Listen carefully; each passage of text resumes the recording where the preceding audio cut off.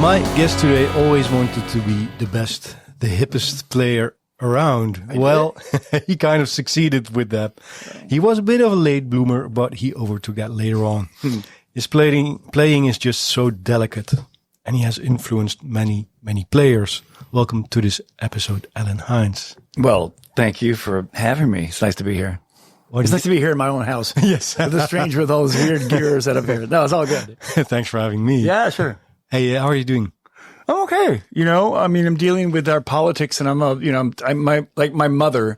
I used to live in Alabama, and she used to get in fights because she really didn't like George Bush.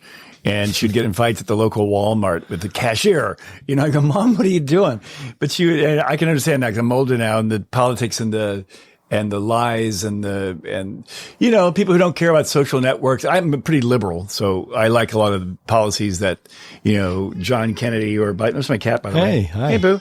Hi. Hello. Yeah, he hears people talking. He goes, I want to get in on this. So there's a certain part, my blood gets boiling hot when I hear guys, especially our new president, say something that's blatantly wrong. And the people who sit there and disagree with it only probably for financial reasons. But I don't want to go down the political wormhole too much. But besides that, I'm doing good. I went to Japan a few months ago, which had some great concerts there. And before I went, I said I was going to, we can talk about this if you want to, but I went blind in my eye I had a detached retina. I had surgeries, but I don't want to give up yet. So before I went to Japan, I told myself I'm going to get as healthy as I can get. So I've been playing more tennis and working out for about 6 months now. So it just feels good to be able to fit them to my jeans and to be able to wear a t-shirt without being embarrassed. But, things are okay. I mean, they could be, the fires are gone. I mean, you're asking me at a time when a lot of weird things have happened. Yes. My friend Mike Miller just passed away, from a sudden heart attack. Boo, come on. Hey. It's my cat. Hi. What's his or her name? This is Boo. Boo.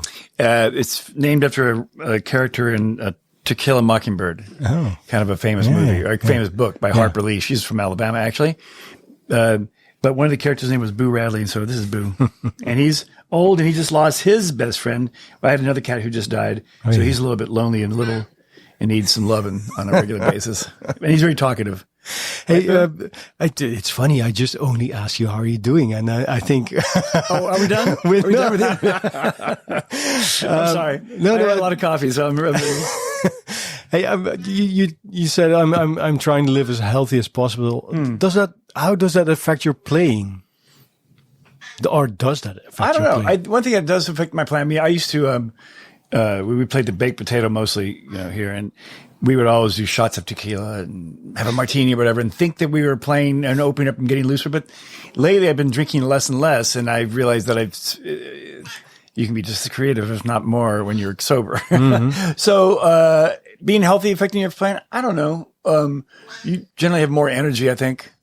If you look better, you feel better about yourself. And I have to say, when you're standing in front of an audience, there's some vanity there. You want to look as good as possible. So everything gets thrown in that big pot of like who you are and how you sound and what you look like. Mm-hmm. So I don't know.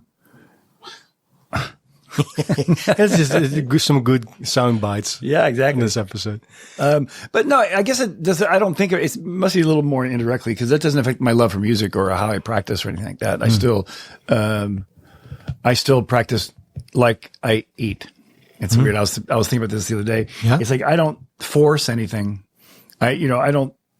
If I eat really healthy, a salad for a couple of days, I'll want a steak the next day or a pizza, and I'll do that. That's part of the balance of life, I think. And the same way with practicing. Sorry, your cat looks like he's going to attack me. No, he's a baby. He's great. Yeah. Okay. Yeah, he looks. Yeah, no, he looked a bit angry. He's just jealous that somebody else is taking the attention away. No, I asked how does it affect your playing because I'm curious how in what way is your playing at your age right now still evolving, right? You Beg your pardon? At your in your late 20s. In my mature days, if that ever happens. No, I think I think it's not a matter of what it's just my environment and being older. I value things differently than I used to. I used to be more impressed with certain things. I used to be impressed with the deepest harmony. I mean, which I still am. It's fascinating to listen to people like Alan Holdsworth or some stuff that's really deep harmonically. But then I find myself going back and listening to a Beatles song or a Joni Mitchell song or a Little Feat song or somebody who just writes good songs, and that, Jeff Buckley stuff, it takes me back to that kind of stuff.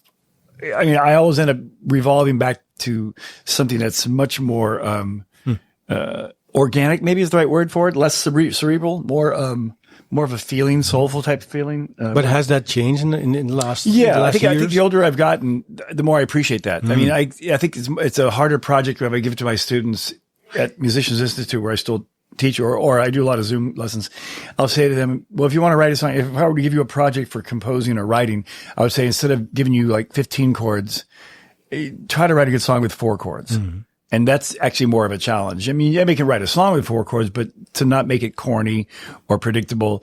So I find beauty in like the simplicity of like hearing somebody like a Blake Mills or Michael Landau connect an F chord to a C chord gracefully. Or Bill Frisell is like great at that kind of stuff, that he can just take the simplest stuff and make it really super musical. And that's a challenge that I find more rewarding than doing something so mathematical that only a few can understand. But is technical knowledge or also theoretical knowledge then sometimes a curse also as well? Because if you know you tend to go there, right? Yeah, of course. And I think there's nothing more beautiful than when you can combine both. When you can combine the extreme harmonic depth and still have a certain musical that touches a lot of people. I think an example might be Pat Metheny.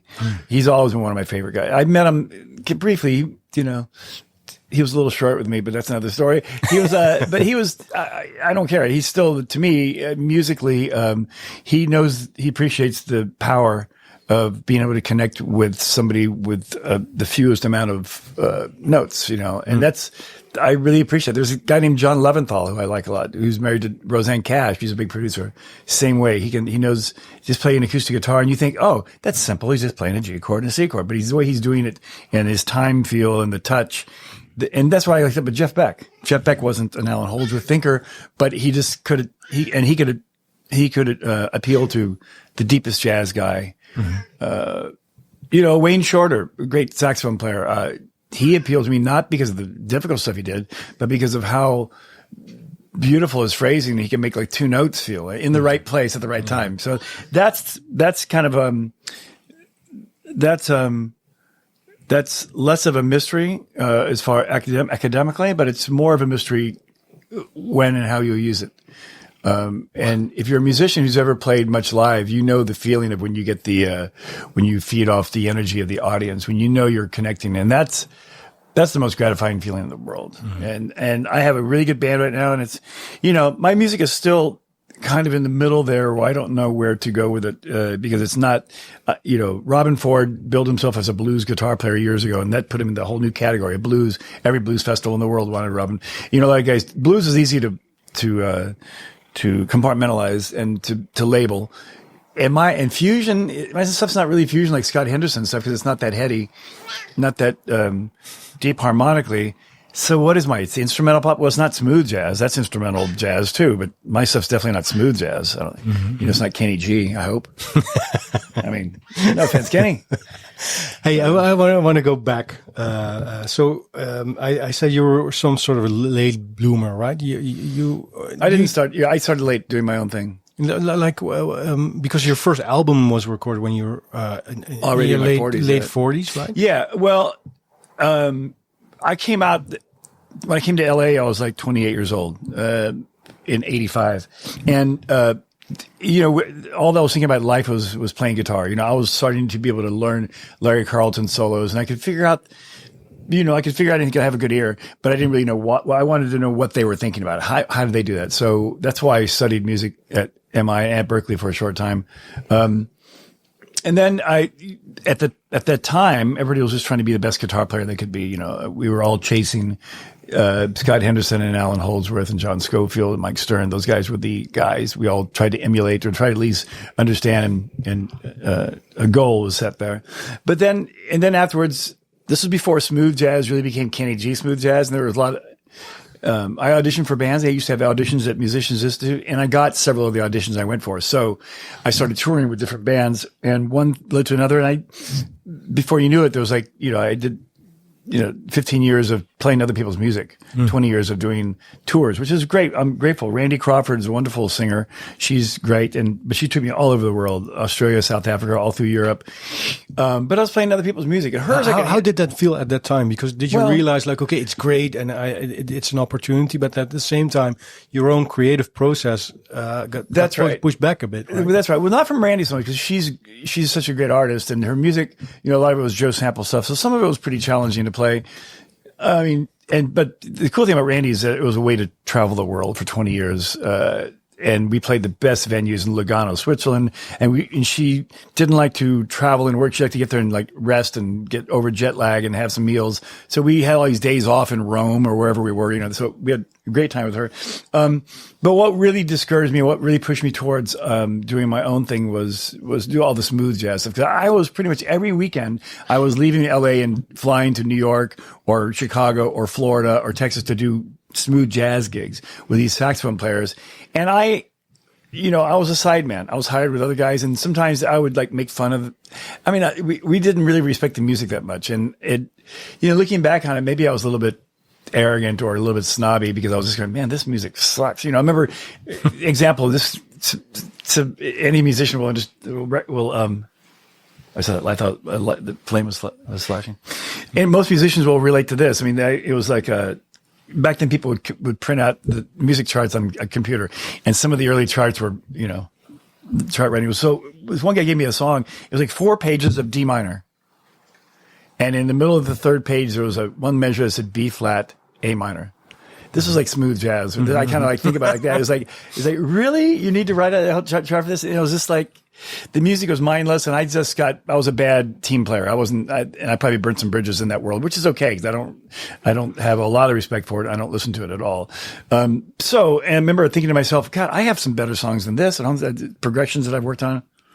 So just out of frustration and wanting to see what I could do, I was thinking about, I had already been writing some songs for some smooth jazz people because it was so easy to do. I wrote a couple songs for Larry Carlton and Patty Austin, and a lot of saxophone players did Richard Elliott did 2 records of my compositions and his, and so I was thinking I should either go commercial smooth jazz guy, or should I do what I really want to do, which is my fusion, my Southern influence and my jazz knowledge. And so I went the latter, and it paid off to the extent that I'm happy with. I'm really proud of all my records. But there's no way to not have done that, right? I mean, if you wouldn't have done that, like. Well, I know some people who have. Some people can compartmentalize, I think, and some people can partition their work, and they have a family, and they said, okay, I'm doing this stuff, and I'm going to stand on the edge of the stage and play, a minor pentatonic scale all night long, and I'm going to love it, and I'm going to convince them that it's the greatest thing in the world. When they know in their heart, it's just a job. They're just BSing. They're not creating anything new. They're not offering. Or maybe they do. It probably happens that they do play something inspiring from time to time, but it's never their goal is to necessarily get anything from the deep wells of what art is. They're just running the scales and making a living at it, and that's okay if that's what you want to do.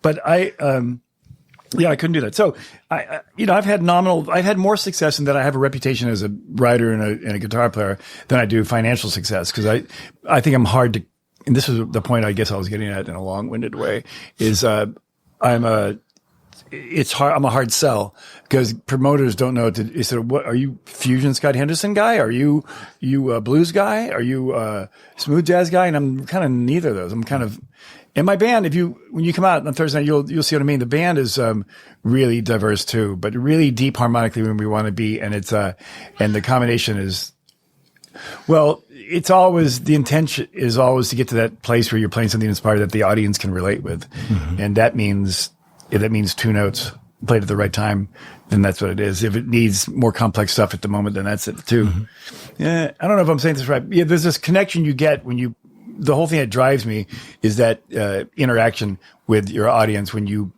play something that is hitting at a deep spot. That means something and I'm sorry I'm talking so much, but no. You just remind me of so I have some Danish students at Musicians Institute last quarter, and they came up and said, we've been listening to your stuff since we were kids in Copenhagen because their parents had gone to school with me and they had my records. So it was just like, and they said, we grew up with your music. And it's like, fuck, I'm old.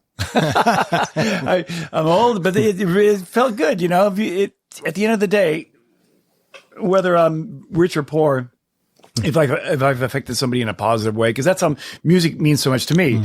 The music that I listen to, the early Beatles stuff, or guy named Willis Allen Ramsey is a great songwriter. There's like certain songs in my past, I listen to them and I can tear up. I get so emotional because it just means so much, and it represents. It's like a landscape of my youth. It's a cliche to talk about the Beatles, maybe, but like I have 2 kids, and I when I play the Beatles to them, they instantly like it. Like, and that's the interesting thing about it, right? You can play it to, and it never gets corny. No, you never listen to it. It's not like I'm trying to think of another example of other simple music that does get old really fast. There's other people who wrote, well, I don't want to name any names, but I mean, like a bad TV commercial. Yes, it's catchy, and you can remember it. But is that is that good to remember a Wrigley's chewing gum commercial? I don't know, but that's the magical thing about the Beatles. I remember at the time when the Beatles came out, and 10, 20 years afterwards, historians or musicologists or whoever was saying, "Oh, that was just a passing fad. There will be another Beatles soon. It happens every 30 years, whatever." And it's a magical thing that is not going to happen again for who knows, maybe another lifetime. I just mentioned before, like, okay, let's go back a bit. Then you said, okay, I moved to LA. I'd like to go a little further back in time, like when you first seriously started playing guitar, right? Well, I started late there too. I mean, and that's what you asked me about. So by the time I realized what I wanted to do with my music, I was already like 45 years old, So I started kind of late. I wish I had started when I was 18. But I just didn't. I didn't know the value of it. I didn't realize I was just too fun. I was having too much fun just playing gigs and traveling and chasing girls and having fun, enjoying life. But you picked up a guitar when you were around 16 for the first time? Or? More like 17 or 18. It was kind of late. That's I actually listened to a lot of music before I was a big fan of Hendrix's and Beatles way before I even tried to play guitar. So what happened in the first 18 years of your life? Or was it a big black hole, right? Or like... Well, it was prison. No, I'm kidding. My family, we have 7 kids in the family. So music, I had older brothers and sisters, so they would always bring music in. And my family, we were one of the first ones who had a big stereo, big record player. I used to, when I was a little kid, I used to sit up cross-legged by myself when everybody had gone to sleep listening to Rubber Soul by the Beatles or early stuff, or what else? There's a Henry Mancini record I really loved, like Henry Mancini's Greatest Hits, which is like just really melodic, harmonically interesting stuff. So then I, went to high school. I didn't even think about guitar. There was one line around our house, but I knew a couple chords. I didn't really care that much about it. And then when the Beatles happened, and I do remember my little brother and I pretending like we were the Beatles. We had put the music on. we had like these fireplace tools. If we had a fireplace and like a shovel with a big brass handle on it, and we brought that up because it looked like a microphone. We'd sing into that, and I'd play a tennis racket or play my mom's violin, which we ruined, pretending like we were playing guitar. And then we would pretend like girls were chasing us. We would go running around the house. We were kids. So when did you realize like I could actually pick up an instrument? Probably high school, like probably 18. Is right, because in my senior year I was playing because I could play a couple chords, and I was really into the Allman Brothers and Beatles. So I had one friend named Jack Fitzpatrick he just passed away last year, and he was one of my dearest friends. He played keyboards, and he was really the mentor he realized some talent in me, and we started playing together. We had a little band. He showed me how to sing harmony, to kind of taught me about music theory a little bit. He had perfect pitch, so he could hear the right voicings. He just was really he's a great soul. So that, I took that for granted for years and years, and he and I played many bands back south. So, by my senior year, in about 6 months' time, I picked up the guitar and I was starting to learn pentatonic licks, but that's kind of all you needed to know at the time to play. And then I got a job playing on the weekends, with a couple bands, making $50 here, $20 there, nothing much at all. Were you talented? Was I talented? Yeah. Or was it hard work from the get-go? There's probably a natural talent. I mean, I could hear stuff really well. So I think, once again, I think I knew the I was talented enough that I had the feeling of people getting off on the connection, of playing well and people appreciating it and you getting back and it's that reciprocal that love that you get when you connect. So I'd already felt that a couple times and that was enough to drive me. And plus free beer. I mean, I was a kid. I was 18 years old, so I was playing all these clubs and down south. So then that one band led to another band and, you like everything else, it's a network of friends you make. And then they hear, hey, this kid, Alan Hinds is pretty good. Let's hire him. And, so I played with different, and we had, there was one time, a couple of bands I played in were, and at the time, you have to remember in the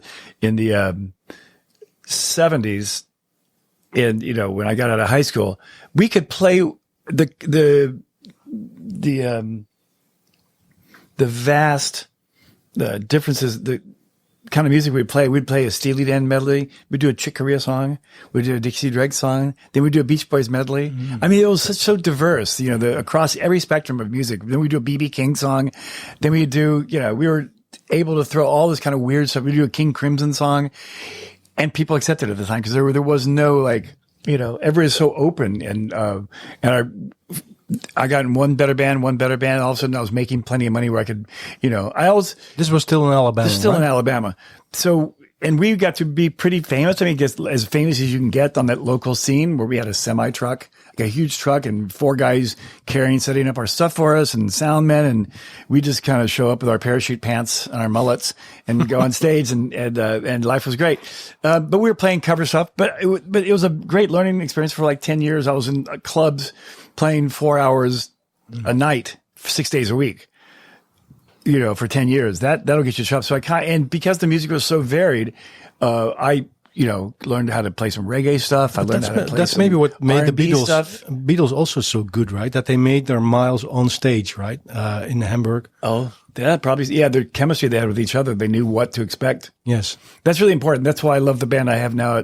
They know what I'm going for. When I throw a chord chart in front of them, they know what I'm looking for. The stuff I listen to now is like Chris Whitley, a guitar player who died 20 years ago. Jeff Buckley, another friend. I like obscure songwriters. This guy named Randall Bramlett from Georgia, who's a really great songwriter. He plays with Steve Winwood and Bonnie Raitt. He's a piano player, singing. He's got a great voice.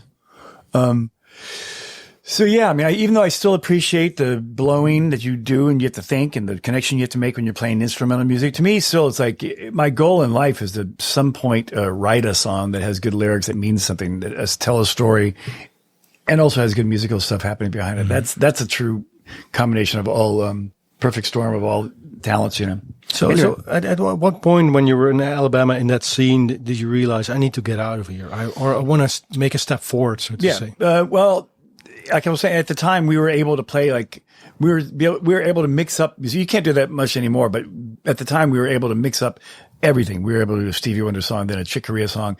So I was chasing all these guitar players. I remember I went up to Atlanta to see George Harrison, George Harrison. And in the band, he had the Yellow Jackets, Robin Ford. And back then they would give you a big flyer of all the music. You could look through and see the biography of all the different musicians. And it was Robin Ford at LA Express. There was a rhythm section out here that was touring with George Harrison. So I remember going, I've never heard guitar played like this before. The guy had 335, little Mesa Boogie amp, and I remember I was positioned the guitar really stood out. So that's when I kind of started getting more serious. So I started buying every record album I would buy if it had Robin's name on it or Larry Carlton's name or Jay Graydon's name, or I eventually got into Schofield back in Alabama too. His phrasing is just, incredible. So then, we were reading Guitar Player Magazine was the Bible. Everybody looked at it. Tommy Tedesco had his article in the back where he talked about his studio stuff. And I was going, wow, cool. What a life that must be like to play studio stuff every day. Or how do you, and so I was able to copy the stuff that these guys were playing with Joni Mitchell or playing behind Steely Dan, but I didn't know exactly why. So I wanted to know why. So we actually saved up some money. My mom helped me go to Berkeley for one quarter in 1978. So then I came back and people were still accepting the fact that you could play a Chick Corea song live. They go, oh, that's a cool song. They didn't care if it was something they hadn't heard on the radio. So, that's when I started really getting more serious about guitar and a little more serious. And a few years later, I entered a competition, Guitar Player Magazine. Hey, boo. A guitar player had a Larry Carlton scholarship. They were giving out scholarships, a B.B. King scholarship to a blues guy, Eddie Van Halen scholarship. Went to my friend Nick Nolan, and I won the Larry Carlton scholarship. So I got free school at MI, which at the time I got this letter in the mail. I remember the day I went to the mailbox. I remember the way it was about to storm, and it said, "Congratulations, you're the winner of the Larry Carlton scholarship." And it was like, to me, it was a huge deal, you know, not a big deal really, because I don't think Larry Carlton even listened to my stuff, but I won Larry Carlton stuff. So I got free school, which at the time was like, they said, worth $2,400. That's how much this year of school was back then. $2,400 for a whole year at MI. So that's about a Zoom lesson from you now, right? Yeah, not quite, but I'm getting there. So I didn't have any money. My family had no money. We were very poor. So my brother who now lives in San Diego, said he would help me out. So he ended up sending me rent money every month. And so the year I went to school, he kind of supported me because he just believed in what I was trying to do. So, but that was a life-changing moment. That was a life-changing moment, because then I realized, wow, you know, and then when I got to LA, I'm not shy. I'm pretty extroverted. So, and I'm just using this for an example. When I was at school, Jeff Buckley was a friend of mine, and he was very shy. Like, he would never go in Scott Henderson's room and play with him. He was scared of Scott, because Scott was very brutal. You know, Scott Henderson, the guitar player. I'm talking to him Sunday. Okay. Upcoming Sunday, yeah. Oh, good for you. Yeah. Tell him I said hi. Yeah, But he would say, he has a way of teaching where it's kind of funny. And it's kind of like some teachers do, where they kind of like Joe Pass was like this a little bit. Scott would listen to you play, and if you were making a mistake, he'd go, whoops, nope, that's the wrong note. Oh, nope. He does it out loud. Yeah. And while you're playing, it can be very intimidating. He never did that with me. He liked the way I played right off the bat, and we always got along. But I saw him do it with other students, and that's why Jeff Buckley was scared of him. I remember there's when Jeff... That could work for some people, right? It could probably motivate people. But maybe some people can. But I think he did. You know, he didn't mean to be mean. He was just trying to make it fun. You know, make it kind of. Some people would crush too. You know, depending if you have a fragile ego. But I remember we went when they had graduations every 6 months at Musicians Institute. Jeff Buckley played up at this with his trio. This is before he was Jeff Buckley singer. Yeah. And he was trying to be a fusion guy. And he did a version of D Flat Waltz, Weather Report song, and he played all the Joe Zawinul stab parts on guitar, slapping harmonics. Oh wow. And it was fucking great. Excuse my language. And I remember I was in the audience with Scott, because Scott and I were already good friends by this point. And Scott goes, "Who is this guy? How come he never came in my room?" You know. Wow. So he didn't remember him. He didn't remember him. He didn't remember. Well, Jeff never went in his room. Oh, he didn't. So he was like freaking out, going, "Why didn't this guy's so good? How come he never came in my room?" And we all kind of said, "Because you're a jerk, Scott. Because you're mean." But so. What was my point? What were we talking about? So, going to LA. Yeah, going to LA. So it was really exciting to be here then, before climate change and that's before the big fire. No, but back then, MI was a real special school then. The reason it was, what set it apart from every other school in the world was that it was such a concentration of great guitar players. I mean, I'd walk down the hallway, and literally, in any given day, there'd be Jennifer Batten, Scott Henderson, Frank Gambale, Joe Pass, Robin Ford. I mean, it was just like, you know, and you could skip classes and go sit with them and talk to them and see what their life's about, like we were doing here. I could talk to Robin. Robin and I are still good friends. We're friends. We talk every now and then. He wrote me like this morning about Mike Miller's passing. But so that kind of stuff was really life changing. And then I realized at some point that I could hold my own. You know, I started auditioning with some bands and got some gigs, and realized that it wasn't such a mystery after all, and that I was, you know, at least good enough to compete. Maybe I guess if it's a competition at all, you know what I mean? I'm curious, because you said I'm quite an outgoing personality, right? And you mentioned Jeff Buckley now. Yeah, in some ways, yeah. I mean, whether you ever get to know me is another thing. But that's what I want to ask, because that's where I'm curious a bit, because you're outgoing. But I also have the feeling that what's underneath, right? I mean, maybe nothing.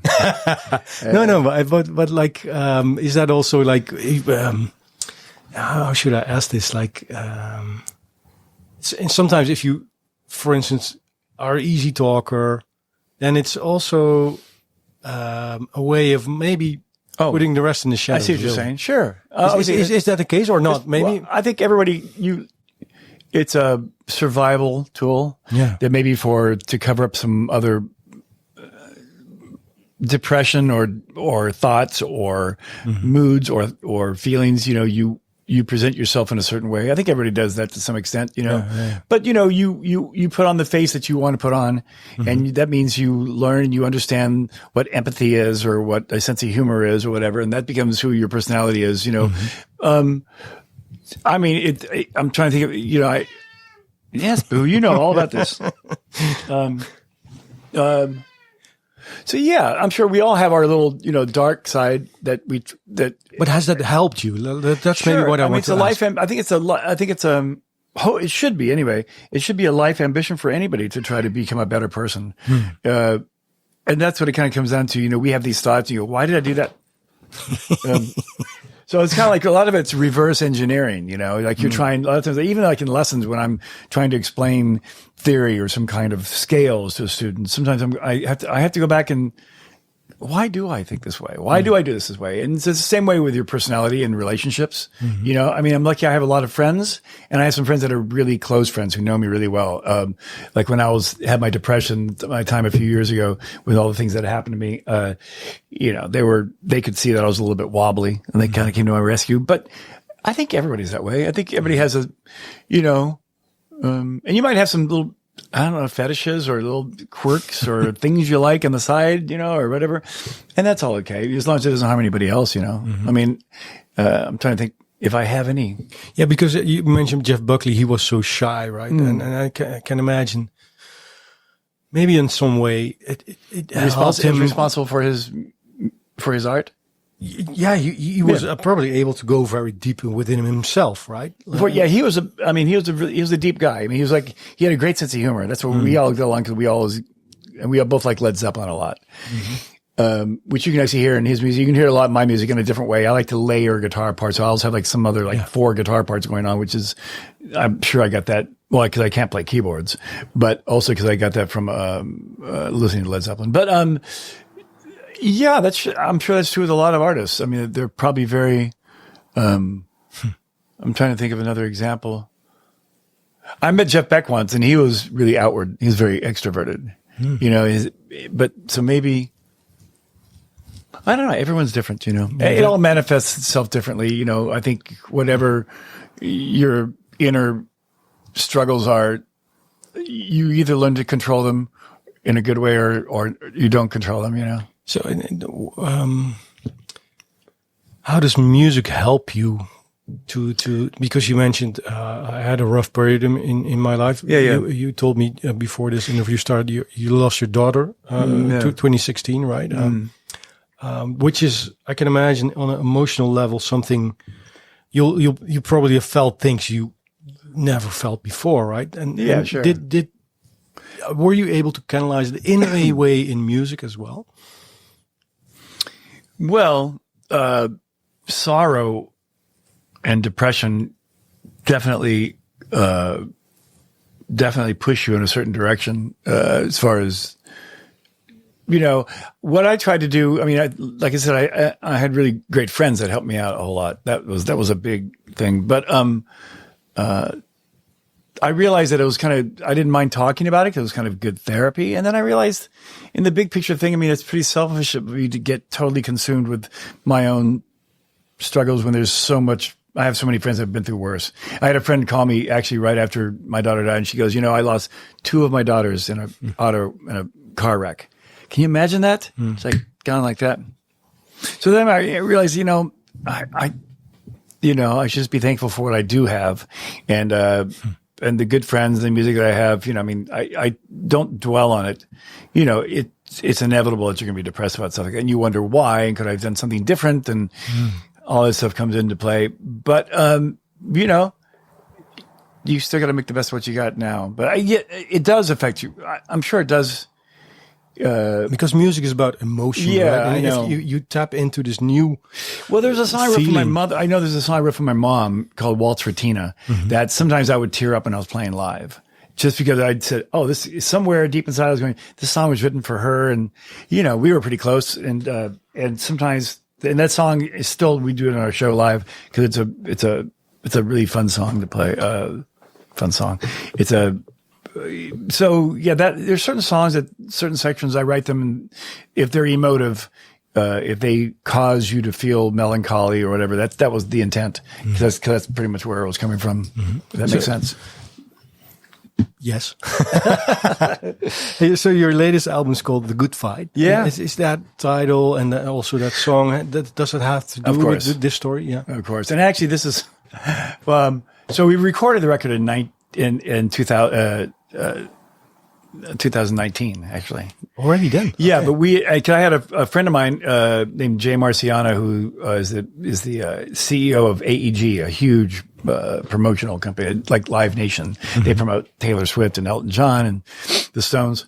He was a big fan of mine, so he used to come out and he said, "Look, I want to help you with your next record." So he did. He paid for everything. Everything. We went to East West Studios. I think the sound on the record the CD is better than anything I've done before, just tonally. Because we had the money to record it correctly. The sound is just mind blowing, man. Yeah, we had a really good mixer and everything, and the engineer, everybody was great. So, we did that, and then COVID hit, and so he said, "Look, let's not do anything with it until COVID is completely over." So it was like 2 years, and then we started looking for a record label, because he wanted me to get some kind of label, and he doesn't really know who to call, and I had connections to Gino Vanelli and my friend T. Saraborn, who Pat Metheny wrote the Saraborn song for. And they both helped me get this record deal on a label, part of the Universal Music Group. And I was all excited. So for a minute there, I had a record deal. And so after 6 months of nothing, not hearing anything, because I couldn't release it myself, the president called me and says, "Alan, you're a great guitar player, but there's nothing on here I can put on the radio. I need something for the radio." I was like, "Oh, no." So Jay and I had a little meeting, my money guy, Jay Marciano, and we said, let's trust the system. Let's try. So they gave me a really small budget. I ended up paying out of my pocket, but we went back in the studio and recorded like 3 songs. One I wrote that morning on a napkin before I went in, and the other 2 songs were covers. Change the World, which never came out, and a instrumental version of Michael McDonald's that's the name of the song. I can't remember. We found some old commercial stuff and said, let's redo it instrumentally. I keep forgetting. So I did it instrumentally. And all of a sudden I was on the radio. The record company was paying for promotional guys and they were getting me. I was like, it wasn't number 1, but it was getting up there on the smooth jazz charts. And my friends back in Alabama and Florida were sending me pictures of their car display with my picture on there. It's Alan Hinds, and XM. So I was thinking, oh, cool, I'll make some money in a few months, from all the airplay. And it turns out there's a small clause in my contract, which I didn't read. And actually, I'm not a legal guy. I sent my contract out to a few different people and they said, yeah, it's a standard contract. So I just kind of went with it. But it said that I wouldn't make any money until it recouped. Wow. So they had to make their money. I was thinking, money back from what? We made the record before we gave it to them. But anyway, whatever. I mean, they were trying to make some money with me. They were trying to make me commercial. So it's not really anybody's fault. That's just the way the system works. But the drag was that I was locked into that contract and I couldn't release it on my own. That must have been really frustrating. It was frustrating because I couldn't the album is so. I couldn't even put it on CD Baby or anything. Because it's your best work, right? Well, do you agree? I don't know. I mean, I have my favorites in the past, the songs we do, but I'm happy with it. It's a good. All records are kind of a little zeitgeist, a little slice of time. But yeah, I was proud of the record. There's some really great playing performances on there. I think there's some good songs. Anyway, so after about a year of not receiving any money and trying to push both songs or 2 of the songs that I did for them, I said, Jay, I kind of want to get out of this deal. They want me to be something that I'm not. They want me to be, and they would send me examples of other people. And these are, once again, it was more about entertainment. It was more about, getting out, dancing on the stage and performing and appealing to the marketplace that I really don't care. Most of the people who, in my experience, a lot of people who appreciate a lot of the smooth jazz, they're not really musical lovers. I mean, it's a Vegas act to them. It's like, it's a show, it's entertainment. Mm-hmm.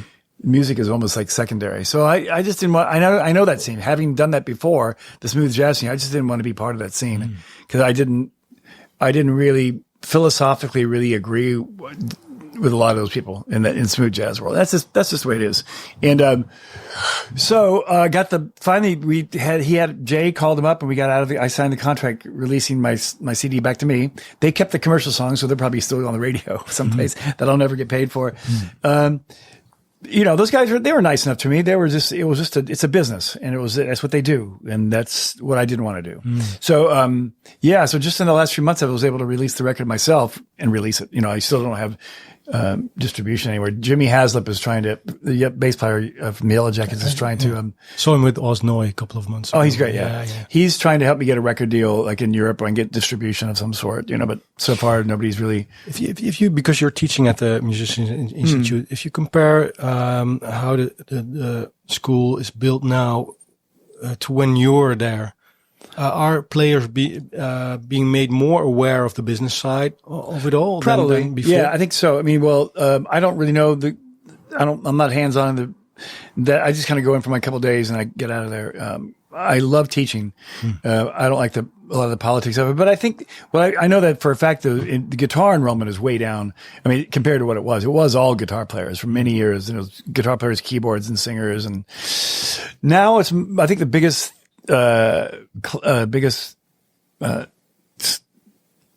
program at the school is I can't remember the name. It's like something like business, something or other, or like because the guitar players nowadays they become content creators, right? That's exactly. I know. It's more about that than how to market whatever you do. That's the thing that I think they concentrate on. That's the biggest class there. It's not really guitar players anymore or bass players. It might be 2 or 3 bass players, I think, in the school, which is too bad. But MI tried to keep current with the trends, which I think at the time they thought it seemed more relevant. Like in '90s when all the hair bands came out and all the shredders, they said, okay, we'll make a shredding class. We'll make and guys were coming to school in makeup, wearing their ready for stage and ready to play.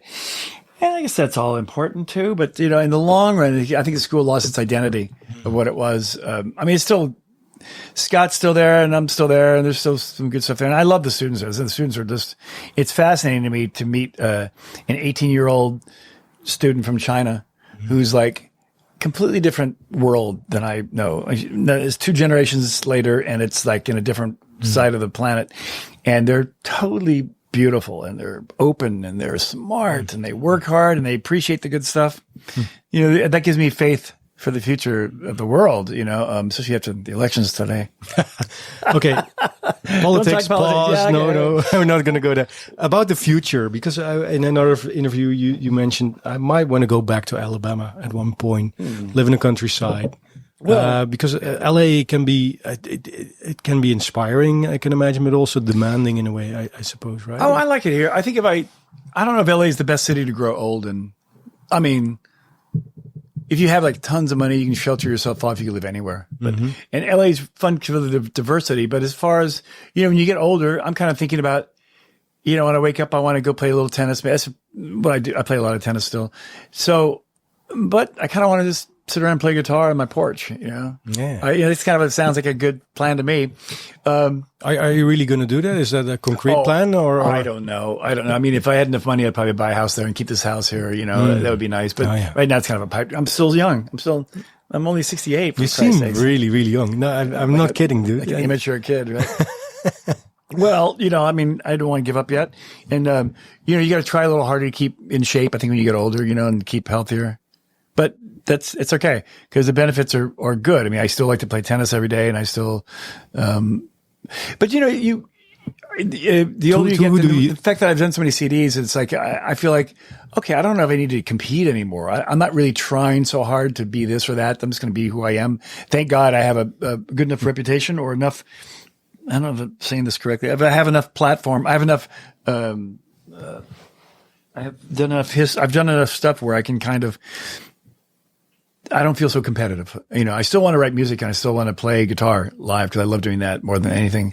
That might be a good thing, right? Not to be because competition, you're comparing yourself to other people as opposed to just being you, right? Yeah, I think so. Yeah, and I've actually, that's a good thing about doing your own music is like I feel less competitive because I feel like I'm, that nobody can do me better than me. So it's kind of cool. There's nobody else doing an Alan Hinds show out there, So I don't feel like there's, so that's a kind of a liberating thing about doing your own music too, which I enjoyed over the years, and been lucky, that I had the platform of teaching at Musicians Institute, which got me introduced to a lot of people around the world. And, doing my own CDs have had, some success in the fusion world, and I have respect from a lot of good players. So, I feel pretty good with where I'm at. I'm ready to do a new CD because the last one was 2020 when we finished it. So it's been 5 years now. So, have you written stuff? I've got a lot of new stuff. I'm just trying to piece it together. Nothing's ready to be listened to yet. So don't ask me that. When can I listen to it?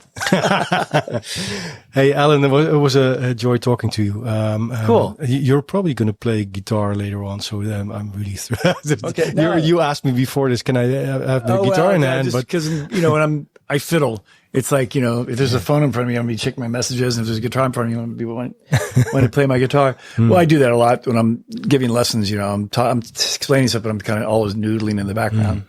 I noodle with the best of them. Yay for noodling. Thank you so much, Alan Hinds. For nice to meet you, and say hello to all my friends in Holland. I miss it over there. Will do. I want to get back there hopefully soon. Hey, and listeners also, thanks for listening. Awesome. Thank you so much.